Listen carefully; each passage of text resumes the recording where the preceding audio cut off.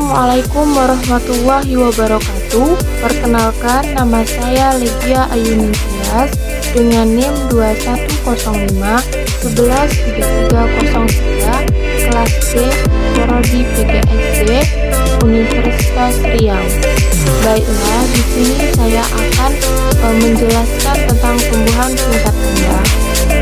Apa sih tumbuhan tingkat rendah? Adakah yang tahu tentang tumbuhan tingkat rendah? Tumbuhan tingkat rendah adalah kelompok tumbuhan yang memiliki struktur lebih sederhana. Tumbuhan ini banyak yang bersifat akuatik dan ditemukan di tempat yang lembab dan basah. Nah, tumbuhan tingkat rendah ini termasuk tumbuhan belah atau Siphogyra dan tumbuhan talikota atau tumbuhan tandulus, biopota atau tumbuhan lumut, dan Diplodocita tumbuhan paku. Nah, dalam video ini saya akan lebih menjelaskan tentang tumbuhan paku atau tumbuhan Pteridophyta. Nah, apa sih tumbuhan paku itu? Kita kan sering ya dengar dengan tumbuhan paku. Jenis-jenis tumbuhan paku ini kan banyak. Yang biasanya kan ada tuh tumbuhan paku yang bisa kita jadikan bahan makanan, yang bisa kita masak, yang bisa kita olah, yaitu tumbuhan pakis.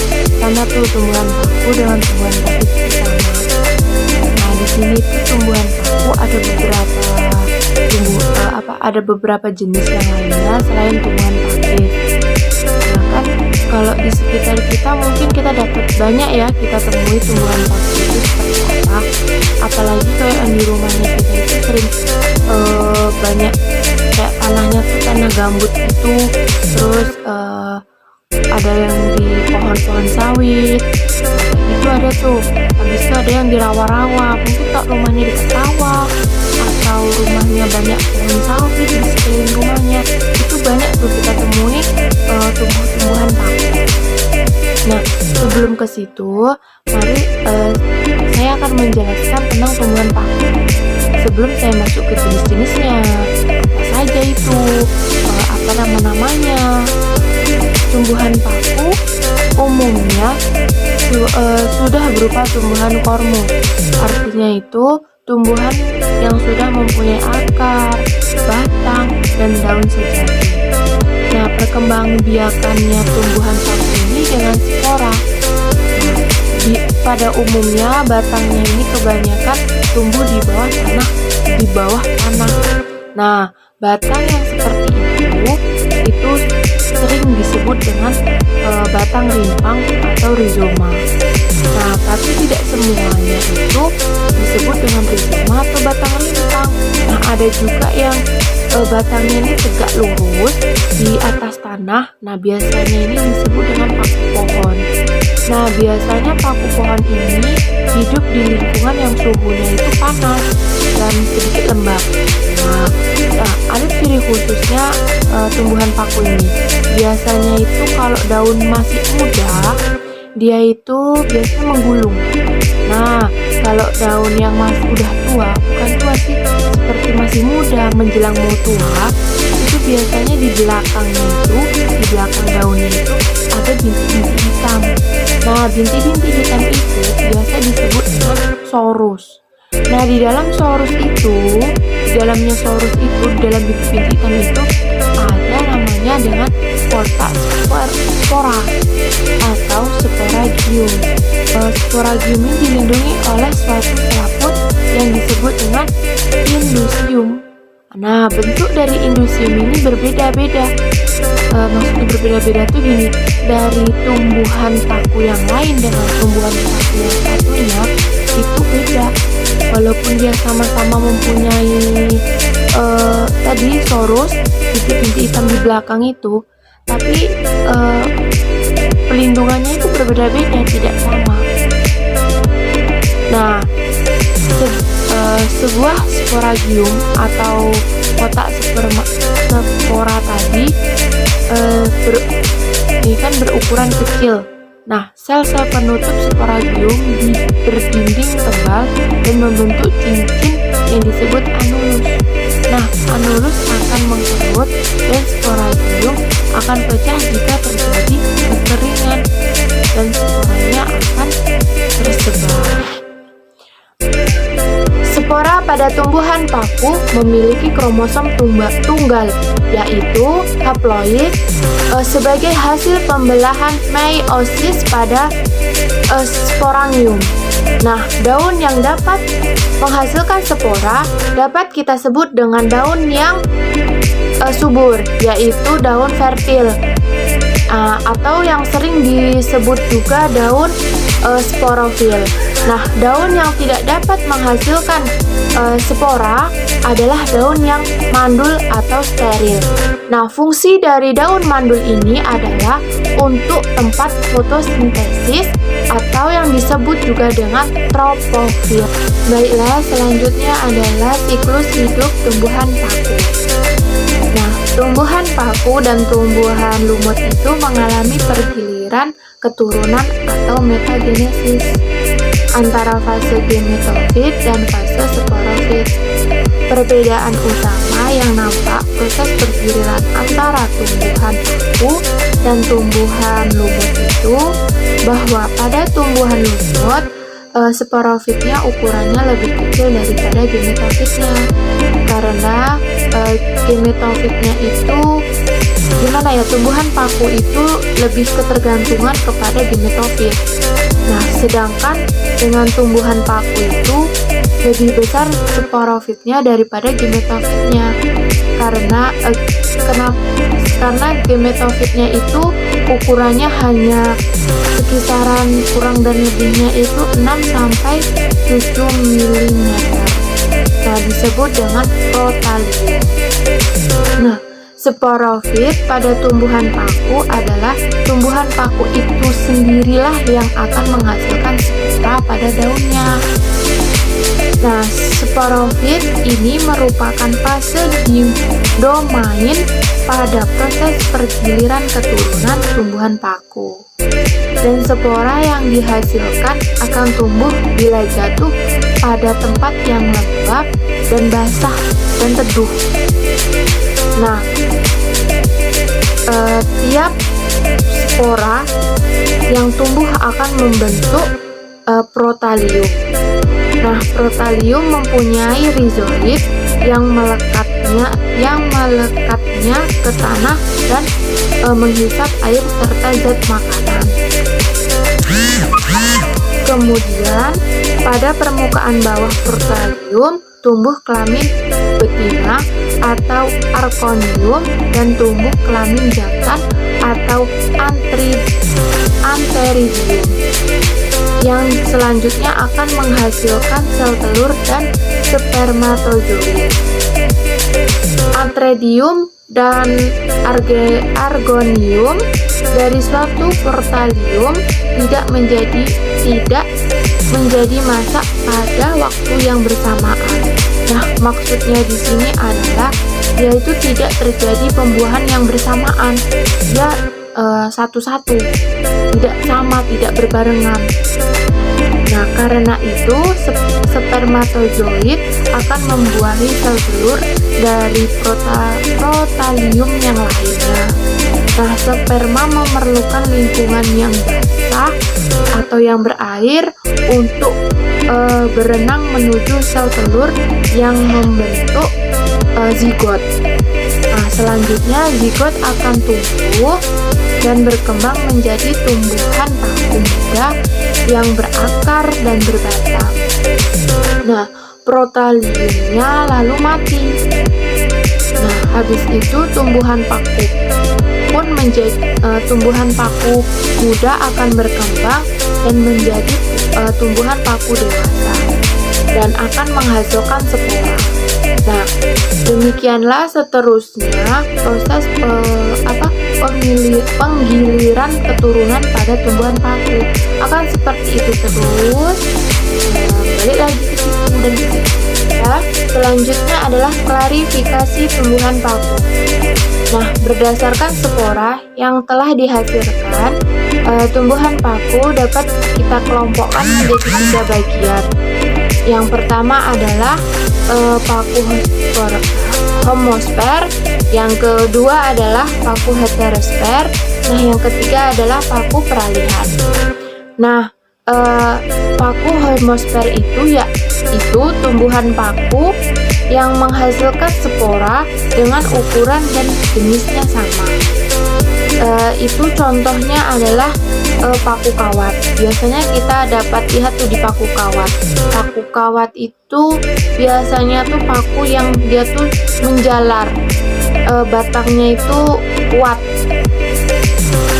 Nah, yang kedua adalah paku heterosper, yaitu tumbuhan paku yang menghasilkan spora dengan jenis dan ukuran yang berbeda.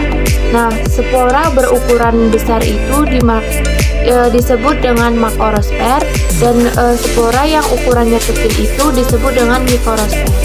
Nah, biasanya itu dapat kita jumpai pada tumbuhan paku, yaitu tumbuhan sampan. Nah, yang ketiga adalah peralihan, paku peralihan, yaitu jenis tumbuhan paku yang memiliki ukuran yang sama tapi jenisnya beda. Nah, itu dapat kita temui pada tumbuhan paku, yaitu tumbuhan paku ekor kuda. Baiklah, selanjutnya adalah akan membahas tentang jenis-jenis tumbuhan paku. Nah, jenis-jenis tumbuhan paku ini ada banyak. Ya, ada paku sarang burung, ada paku kawat, ada paku sejati, ada paku duit-duitan, dan masih banyak lagi. Nah, dalam video ini saya akan lebih menjelaskan tentang paku duit-duitan dan paku sejati. Nah, yang pertama yang akan saya jelaskan adalah paku duit-duitan, atau nama ilmiahnya adalah Feirosia phyllosilodis. Paku duit-duitan ini biasanya dia hidup di pohon, dia menempel di pohon seperti ini bentuknya. Biasanya dia menempel di pohon. Walaupun dia menempel di pohon, dia tidak mengganggu pertumbuhan pohon tersebut. Istilahnya dia, walaupun dia hidupnya di pohon, dia tidak menjadi benalu. Nah, ciri-cirinya itu dari segi daunnya itu dia tunggal, dia pendek, daunnya pendek, tersusun rapi. Habis itu ini ujungnya dia tumpul. Nah, dia bentuknya tuh bulat seperti uang logam. Nah, disitulah kenapa disebut dengan paku duit-duitan, ya karena dia itu bentuknya itu bulat, panjang. Nah, biasanya dia bisa hidup di rumah. Biasanya tuh dia nempelnya itu, kalau selain di pohon itu di kayak bangunan yang udah tidak pernah digunakan, kayak misalnya atau di tempat-tempat lembab, kayak di bawah di dinding yang dekat dengan pengairan kayak gitu. Ya, pokoknya tempat-tempat lembab banyak kita temui paku duit-duitan. Tapi lebih banyak lagi di pohon-pohon, ya pohon mangga, di pohon kelapa, itu banyak sekali kita temukan paku seperti ini. Nah, baiklah, selanjutnya adalah paku sejati. Nah, tanaman paku sejati seperti inilah contohnya paku sejati. Ada banyak jenisnya yang hampir menyerupai paku sejati ini, tapi namanya itu berbeda-beda. Nah, ada juga yang di belakangnya ini, di belakang daunnya ini ada bintik-bintik hitam. Nah, ini kan tidak ada bintik-bintik hitam. Yang bintik-bintik hitam itu tadi kan yang kita sebut dengan sorus. daunnya ini kan besar, dia banyak bercabang, daunnya itu menyirip, daun itu menyirip, daunnya luasnya itu banyak. Biasanya ini pakuan ini kita jumpai di pohon-pohon sawit atau di tanah yang gambut, banyak kita jumpai, atau di rawa-rawa itu juga. Kalau misalnya rumah kita di dekat rawa-rawa, banyak kita jumpai seperti ini, paku-pakuan seperti ini, yaitu paku-pakuan sejati. Nah, paku-pakuan sejati ini kalau dia masih muda, daunnya masih muda, dia akan menggulung. Kan dia sama dengan pakis, dia akan menggulung. Kalau udah ya ini menjelang dewasa seperti ini. Nah, dari beberapa paku-pakuan tadi ternyata dapat kita manfaatkan, banyak sekali manfaatnya yang mungkin kita tidak tahu apa kegunaannya, apa manfaatnya, untuk apa itu paku-pakuan, bagaimana cara menggunakannya, untuk obat apa saja, untuk bahkan bisa diolah menjadi pupuk.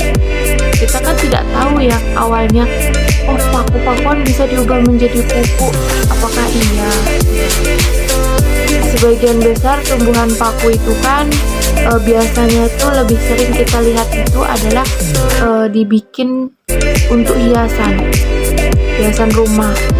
Dulu di rumah saya pun pernah ibu saya menanam paku-pakuan, rumah tetangga saya menanam paku-pakuan. Nah, mungkin waktu itu paku-pakuan kawat, dia daunnya kecil, batangnya itu ya seperti kawat. Nah, selain itu juga yang bisa dimanfaatkan sebagai hiasan itu seperti paku suplir, paku manjangan, paku tiang atau alsofiola, paku sarang burung. Nah, selain itu ada beberapa jenis yang telah dimanfaatkan sebagai bahan dasar obat, seperti obat antidiuretika atau seperti paku kawat, kayak yaitu iritasi, itu bisa kita obati menggunakan paku kawat. Nah, ada juga yang dimanfaatkan sebagai lalap dan sayuran seperti semanggi dan paku garuda. Pakisan juga bisa sih, pakis. Nah, itu bisa digunakan sebagai bahan makanan, dibuat untuk gulai. Kan banyak sekali ibu-ibu rumah tangga itu yang mengolah paku itu menjadi bahan makanan. Nah, paku azolla pinnata sering dimanfaatkan sebagai pupuk hijau. Nah, ini tadi yang kita tidak tahu adalah paku-pakuan bisa diolah menjadi pupuk hijau. Nah, yang kata orang itu dapat menyuburkan tanah pertanian, bagus katanya. Nah, daun tumbuhan paku air ini bersimbiosis dengan alga biru Anabaena azalea yang dapat mengikat nitrogen dari udara. Nah, sekian yang dapat saya sampaikan. Jika ada kesalahan perkataan atau penyebutan nama, saya mohon maaf sebesar-besarnya. Di sini saya masih belajar dan ingin belajar. Saya akhiri. Wabillahi taufiq wal hidayah. Wassalamualaikum warahmatullahi wabarakatuh. Terima kasih.